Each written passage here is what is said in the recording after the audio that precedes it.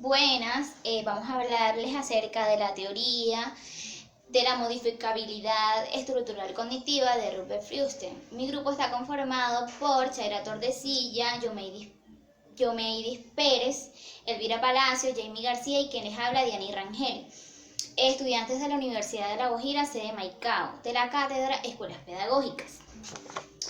Voy a hablarles acerca de los antecedentes del trabajo de Rupert Fruchten. El trabajo de Rupert Fruchten, brillante psicólogo rumano, empezó muchos años atrás cuando él solo era un pequeño niño y había accedido gracias a su prodigiosa inteligencia a la lectura. Eh, Cuando solo contaba con 3 años de edad, debido a las presiones propias de su religión y su interés cultural de leer la Biblia. Muchos padres enviaron a sus hijos que prestaban dificultades serias de aprendizaje de la lectura. Rupert Fruchten inició su trabajo de modificar los niveles cognitivos de esos niños, muchos de los cuales presentaban severas resistencias para adquirir aprendizajes complejos como la lectura. Fruchten solo contaba con 14 años de edad cuando comenzó a trabajar con adultos que tenían la necesidad de aprender el hebreo para poder viajar a Israel.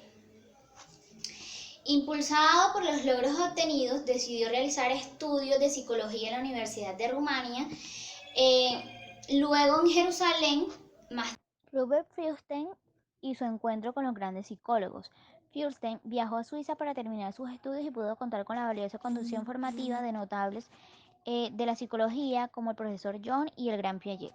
Debido a las experiencias anteriores, le asignaron la tarea de rehabilitar a los niños y jóvenes judíos, eh, los cuales preparaba para poder ser insertados en las escuelas israelitas con el fin de que pudieran cumplir con la demanda de su país que su país requería. Es allí donde pide ayuda a los intelectuales de gran prestigio, como es el profesor André Rey de la Universidad de Ginebra, al profesor Jean Piaget, Barbet Inder, Marc Michel, Maurice Janet.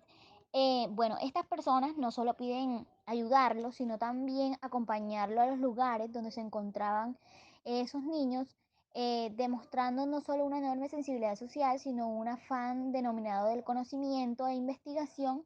Lo único que los unía era su fe incondicional de la posibilidad de cambio en el ser humano.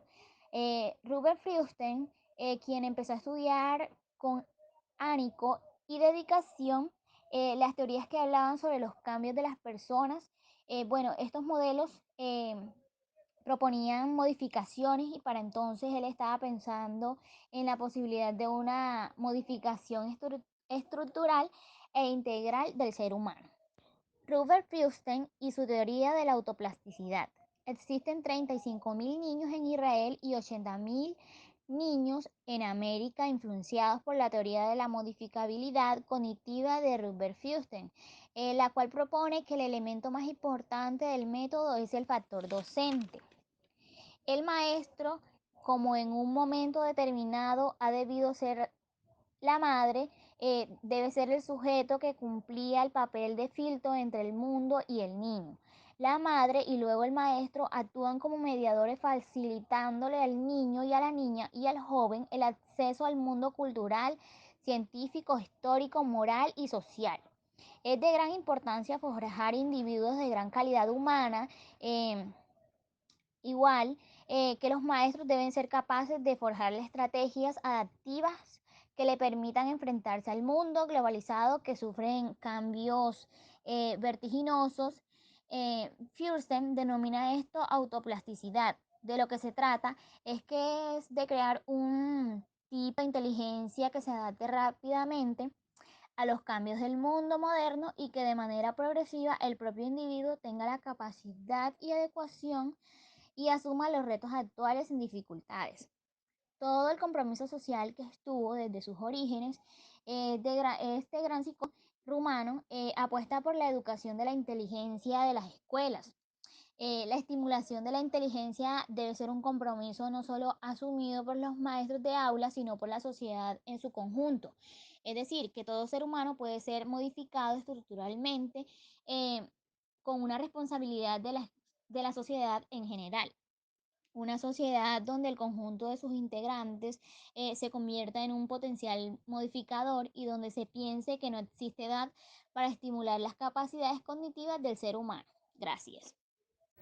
Concepción de aprendizaje de Reuben Feuerstein. La fundamentación teórica de la teoría de Reuben parte de su conciencia acerca del aprendizaje, concepto que toma mucha fuerza de Vygotsky, en especial en estos aspectos.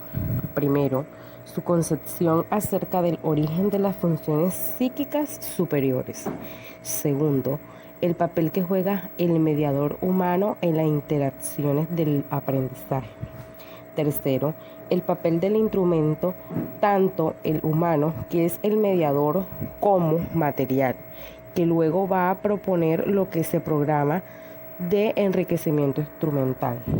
Como bien sabemos, la teoría de Vygotsky, que dice que el origen de las funciones psíquicas superiores, en especial del pensamiento y el lenguaje, esto quiere decir que la calidad de las interacciones lingüísticas, cognitivas y afectivas del ser humano.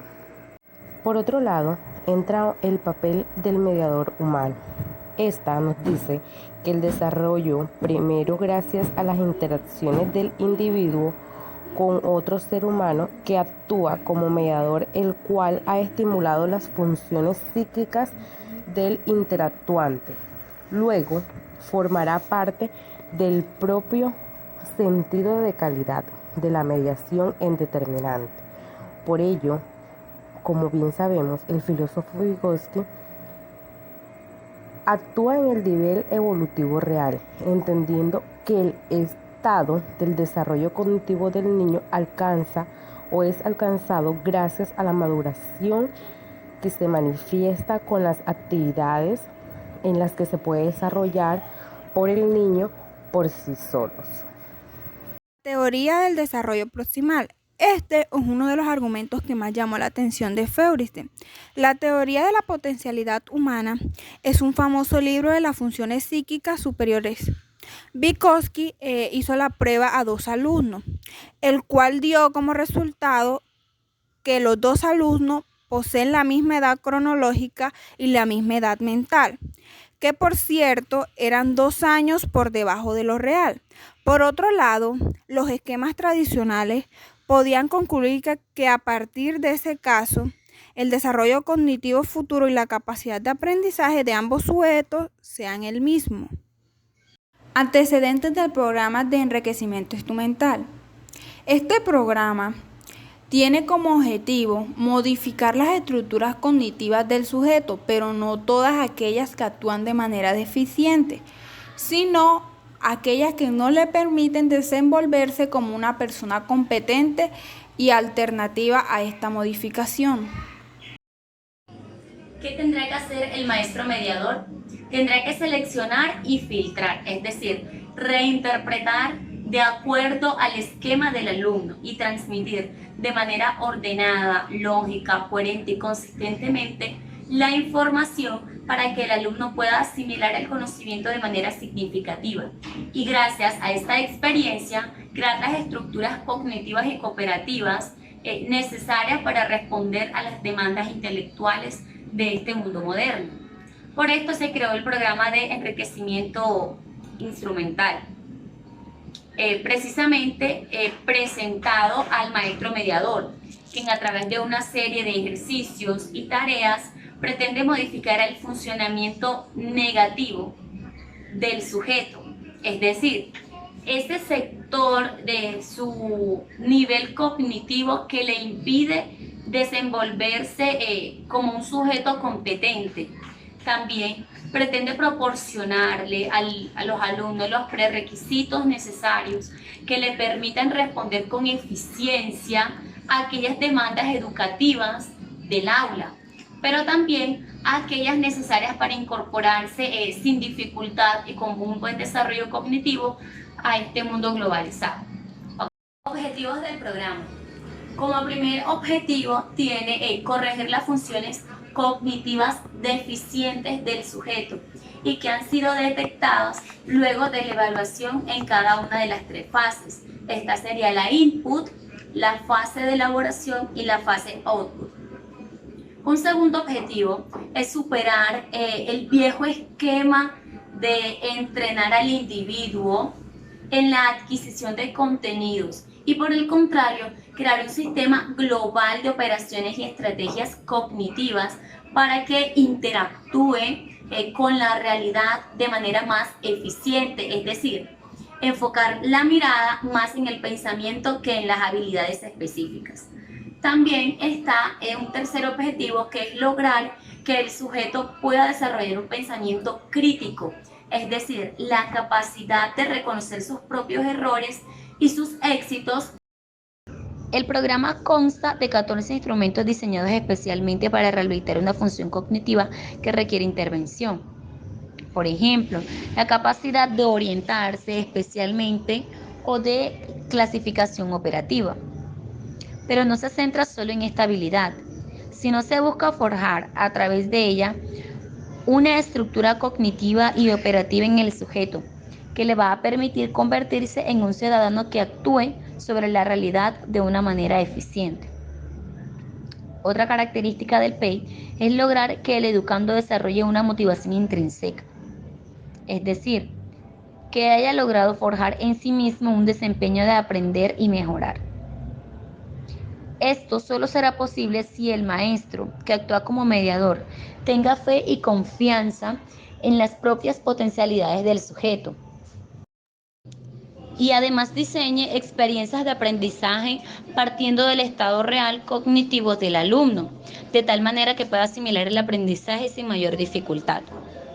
Cuando el individuo sea capaz de enfrentarse a las tareas con mucha motivación y entusiasmo, entonces podrá estar en condiciones de repetirlas sin dificultad y luego interiorizarlas de tal manera que se forjarán hábitos, es decir, comportamientos cognitivos automatizados que servirán como base para otros más complejos.